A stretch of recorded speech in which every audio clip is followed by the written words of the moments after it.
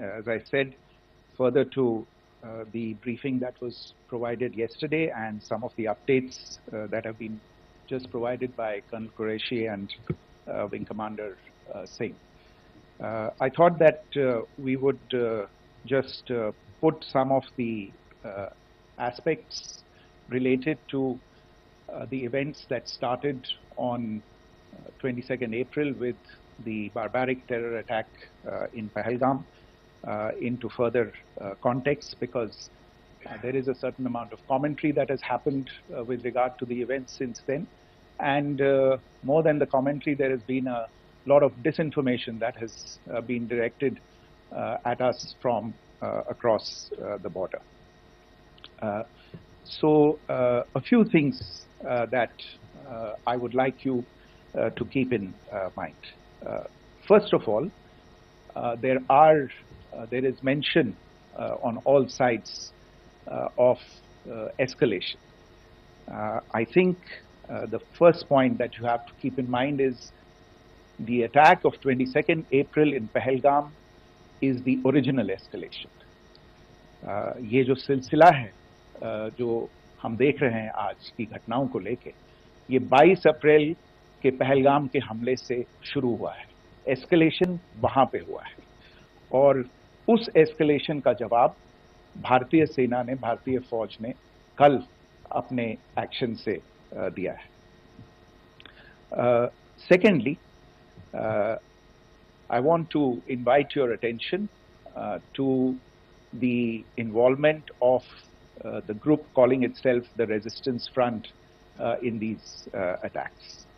I pointed this out yesterday that this is a group that is a known front for the well-known Pakistan-based terrorist organization, Lashkar-e-Taiba.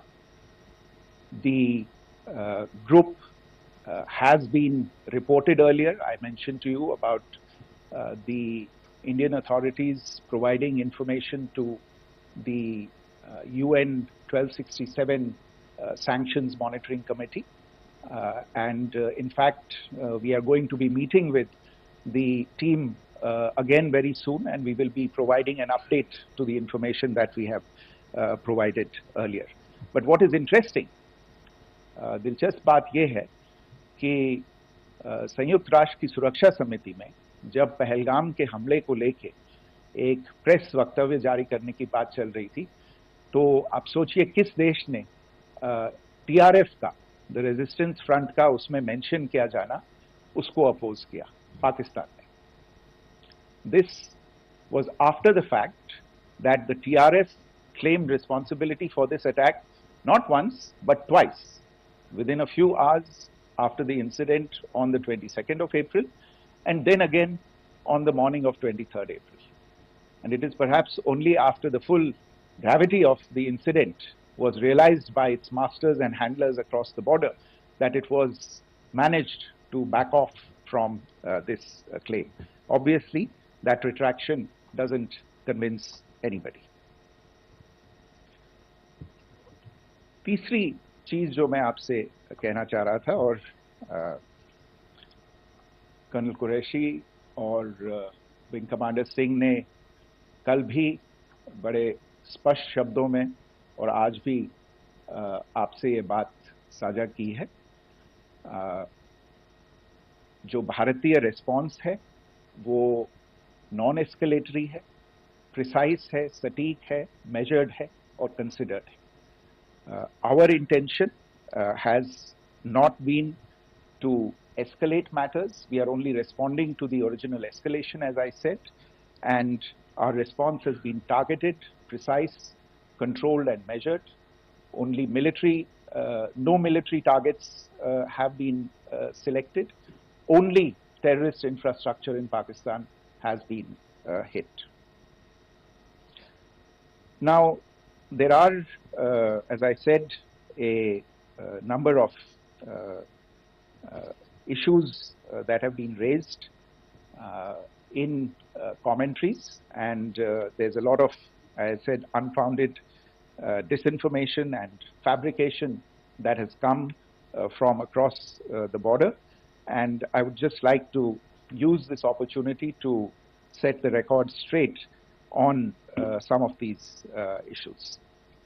The first of these is Pakistan trying to wash its hands off any and all involvement with terrorism. I think the Pakistani information minister said there are no terrorists in Pakistan. And I think he was challenged on that in the television program that he was appearing on. But even if I partially repeat myself from yesterday, I think Pakistan's reputation as the epicenter of global terrorism is rooted in a number of instances where concrete evidence is available, not just to India, but to governments and authorities and agencies around the world. There are several terrorist attacks around the world where Pakistani fingerprints have been found.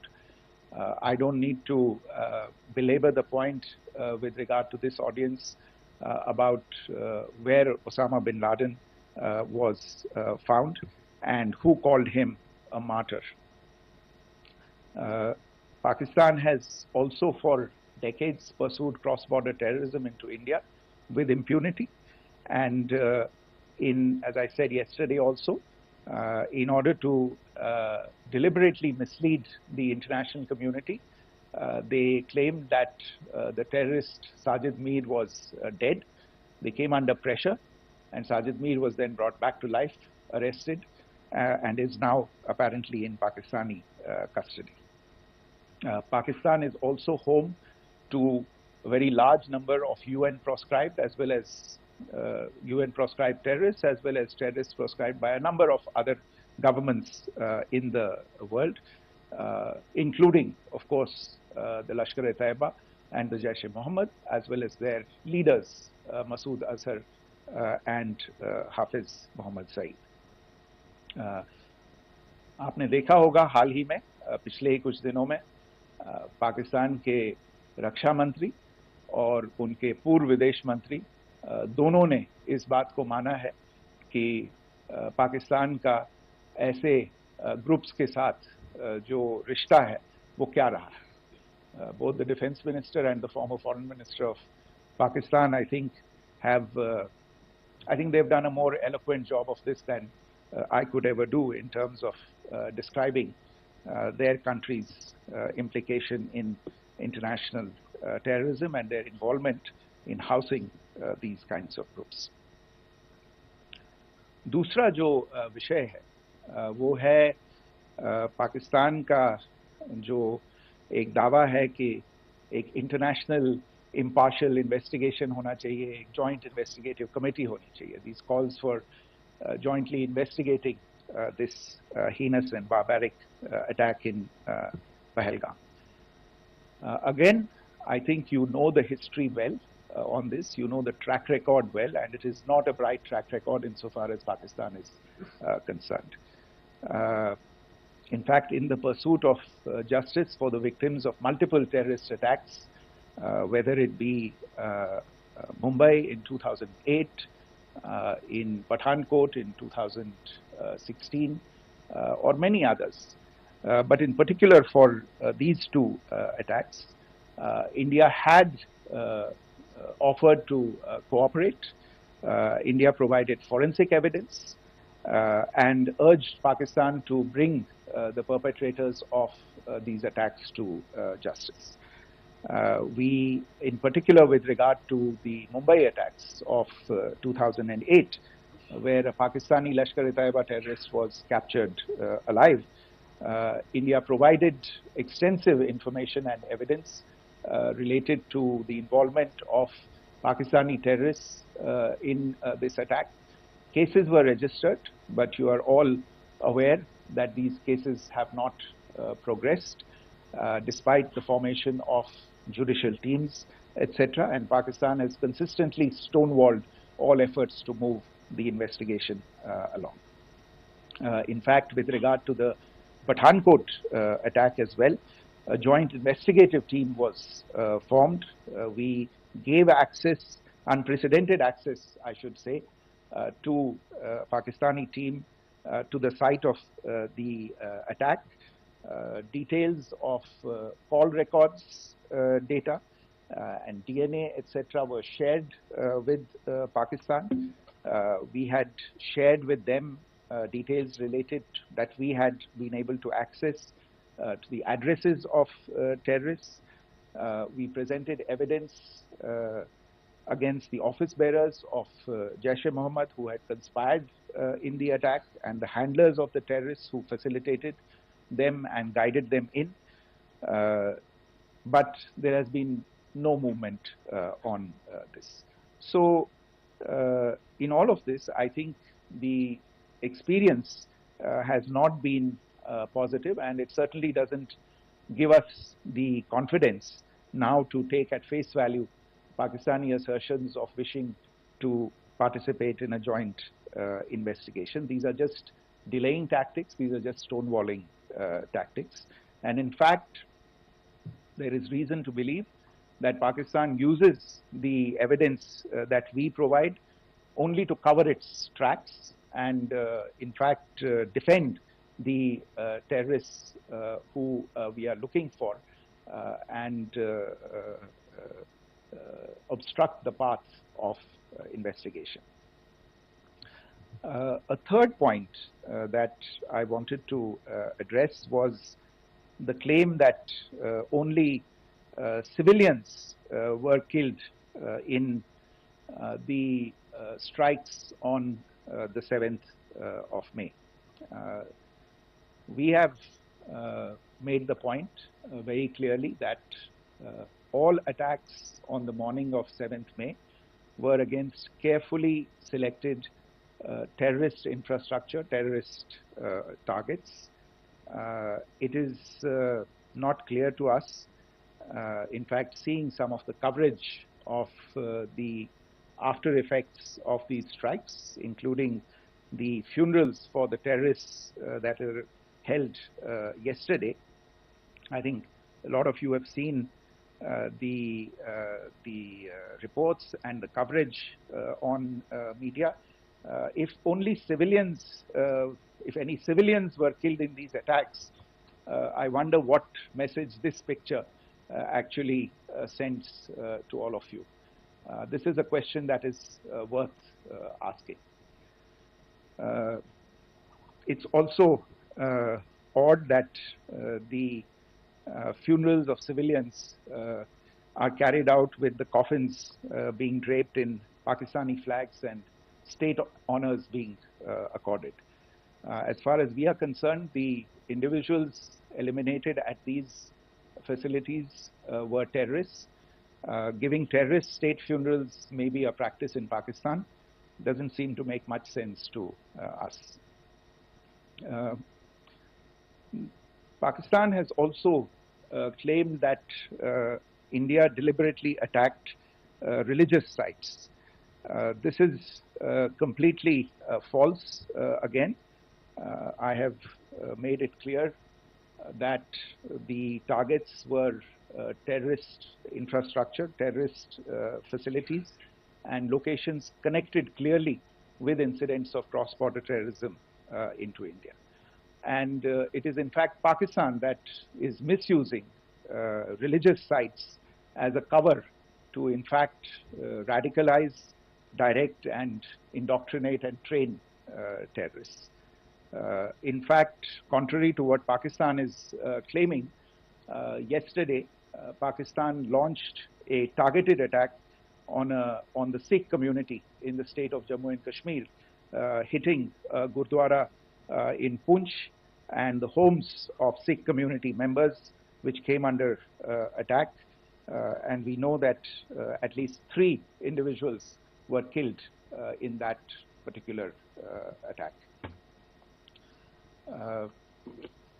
Pakistan is also making attempts to, in fact, just to add to this point, the retaliatory action that Pakistan has taken, in fact, is impacting civilians. I showed you the picture of the Gurudwara and the Sikh community members who were killed in this. There are other civilians also who've been killed and injured in these attacks.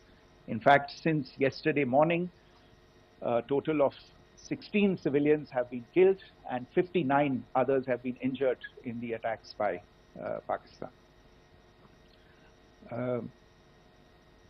Not only this, Pakistan is also making attempts as part of its disinformation campaign to paint our action with regard to cross-border terrorism through the communal angle.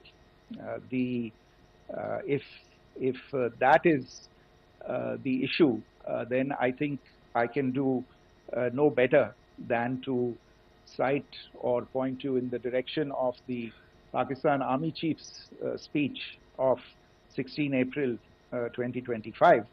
I think that is the last word in communal rhetoric. And in the Pahalgam attack itself, you are aware of the kind of religious profiling that was done there. And perhaps there is a linkage between these two events. I can only say that these nefarious designs will not be allowed to succeed in India. And it is to be noted that people from all faiths, all religions, all regions in India have unequivocally, not just in India but around the world, have condemned these attacks. The Pakistani claims of now responding to India's strikes of the 7th of May. As I said right at the outset, it is India which is responding. The original escalation was by Pakistan on the 22nd of April. We are the ones who are responding to that escalation with the action that was taken yesterday morning. And again, I would like to emphasize that the action was restrained. It was directed towards non-civilian, non-military targets and confined to terrorist camps. And again, as we have been saying since yesterday, any further action by Pakistan, some of which we are seeing today, is nothing but escalation by Pakistan now once again, and will be responded to and is being responded to appropriately. One point that I wanted to also address was the allegations to the targeting of a dam, the Neelam Jhelum project in Pakistan-occupied Kashmir. I want to say that this is an absolute and complete fabrication.